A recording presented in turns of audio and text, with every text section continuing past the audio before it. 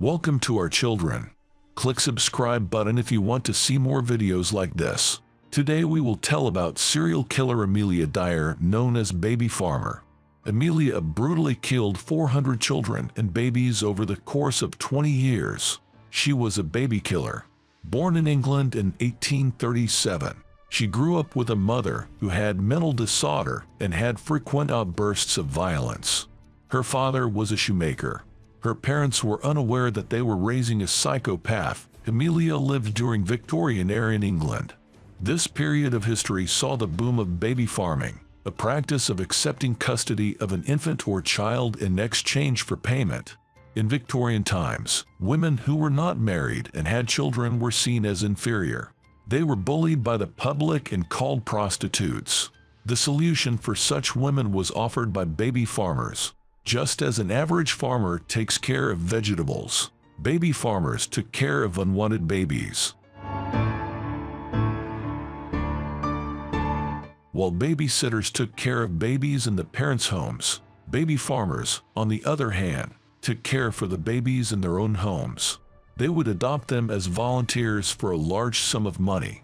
In this way, biological mothers of the children, the so-called inferior women, were completely cut off from their children. They no longer had a child. They would no longer be despised by the society. They would get rid of their babies, whom they perceived as a burden. Amelia was among well-known babysitters of her time. She married twice in her lifetime. Her first husband, George Thomas, was 35 years her senior and the father of Amelia's first child. After George died, she married William Dyer, with whom she had 2 children. Her daughter Polly said that her mother sometimes acted as if she was crazy. Seems her mental illness was hereditary. Polly says that in one occasion, her mother Amelia threatened to harm or even kill her. Once she even attempted to kill Polly. The possibility that Amelia could have actually harmed her children is not surprising. The fact that her children survived with such a mother is astonishing. Amelia used to be a trained nurse and midwife. She was serving people and working in the health sector until she was introduced to baby farming through her nurse friend. 1860 was the first year she started her horrible adventure as a serial killer. Having lost her husband and lacking any financial stability, Amelia was willing to do anything to make money. She placed advertisements in newspapers. For many years, she presented herself in these advertisements as a single woman who lived in a nice house. She would portray herself as a respectable and clean person, a caring mother. The money she asked for in return for her services was around £10. The equivalent to an average of £1,000 at that time. Amelia would get babies from their mothers, her customers, under the guise of raising them as her own children. That was what baby farming was about. After a while, Amelia came up with an evil idea. She would kill the babies. When they died, Amelia would no longer have to pay for them, and that meant more money for Amelia. She began to kill the babies in her care mercilessly. She would take babies and money from families with a devilish smile on her face and go home with her new little victim. At first she resorted to starvation. To ensure that the babies died as quietly as possible, she injected sleeping pills into their bodies with syringes that she purchased from the nearby pharmacy and put them to sleep until they couldn't wake up again. If they woke up, she put them back to sleep. And this time they didn't wake up, and that's what happened to many babies. Amelia was a nurse who killed babies in her spare time.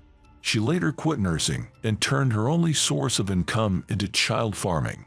In 1879, the pharmacist that was selling syringes to Amelia reported her to the police, thinking there was something strange about this, as someone cannot need so many syringes and medicines.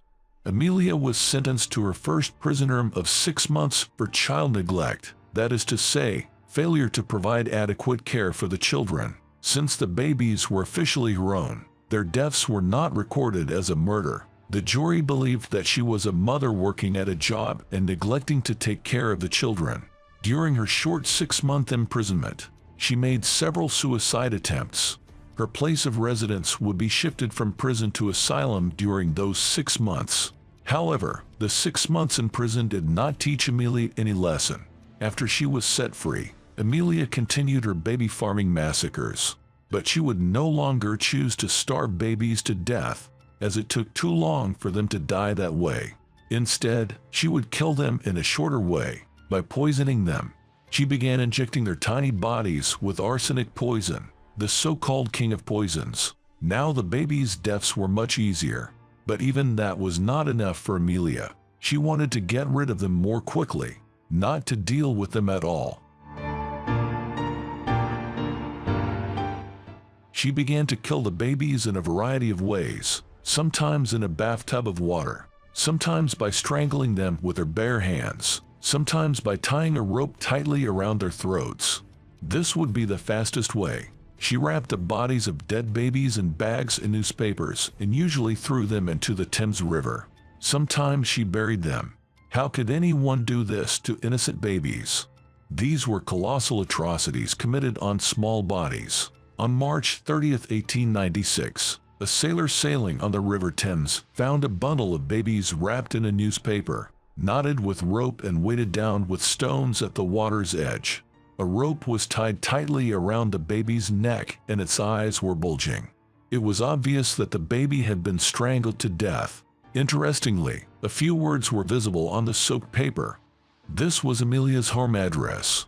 At the top of the paper was Mrs. Thomas, one of Amelia's nicknames, and at the bottom was the date. It was a note of surrender left by Amelia. Maybe regret, maybe boredom with life forced Amelia to do this, but it is also possible that she simply overlooked the paper she used to wrap the baby, or didn't realize that someone might find it. Maybe it was just a letter that arrived in her house. The police and detectives went straight to the address. Amelia was there. The house was found to have a strong odor coming from dead bodies. There were also a lot of baby clothes, a baby wanted for adoption flyer. Search operation in the river and the surrounding area intensified. On April 2, 3 days after the incident, the bodies of 6 babies were found stuffed in a bag and thrown into the river. Hundreds of baby bodies were found during the months of search that followed. Amelia was initially tried for only one murder. Her lawyers tried to save her life with the excuse that she was insane. They argued that her mother was mentally ill, that it was genetically inherited from her mother, and that she had been repeatedly institutionalized. But it took 5 minutes for the jury to decide that Amelia was a sane person and deserved a punishment. The lawyers' efforts were in vain. Amelia was sentenced to death in her cell. Just before her execution, Amelia wrote a note that read something along the lines, "Dear Police Department, could you please allow this note to reach the judge? I am aware that I have to come to my senses. I am aware that my days on this earth are numbered. I know and feel deeply that what I did to innocent babies was horrible. I did horrible things. My children and other acquaintances are innocent of any wrongdoing. I hope to be forgiven. It was all in my hands." Amelia was hanged outside Newgate Prison on June 10, 1896. When asked to say her last words before she was hanged, she remained silent, resigned to her death. Amelia was a baby farmer for 30 years and murdered approximately 400 babies during this time. She is widely referred to as the angel maker for sending innocent babies to the afterlife. Indeed, each one of them was an angel. Amelia Dyer's end marked the beginning of the end of the baby farming profession. Baby farming was soon banned in other countries as well.